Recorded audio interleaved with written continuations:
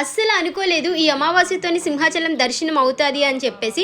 మేమైతే భైరవస్వామి గుడికి వెళ్ళాము. అందరూ అంటున్నారు ఆదివారం కానీ అమావాస్య రోజు కానీ భైరవస్వామి గుడికి వెళ్తే చాలా మంచిది అని చెప్పేసి.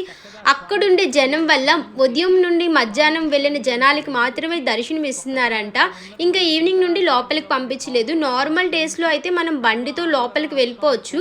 బట్ అమావాస్య రోజు కానీ ఆదివారం కానీ మనకి వెహికల్స్ నాట్ అలౌడ్ మాట.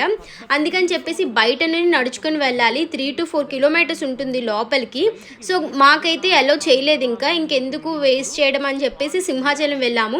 3 నిమిషాల్లో దర్శనం అయిపోయింది. గుడి క్లోజ్ చేస్తారు అని చెప్పేసి విఐపి దర్శనం కింద పంపించారన్నమాట. చాలా హ్యాపీగా ఉంది. సో ఇక్కడ ఎక్కువ డాగ్స్ ఉన్నాయి. బిస్కెట్స్ ఏమైనా దొరుకుతాయేమో అని చూశాను, ఏమీ లేవు. సో లడ్డు తీసుకున్నాను. నాకు ఇంకా ఉండాలనిపించక ఆ లడ్డు అన్నీ కూడా వాటికి షేర్ చేశాను. చాలా అంటే చాలా హ్యాపీగా ఉంది నాకైతే.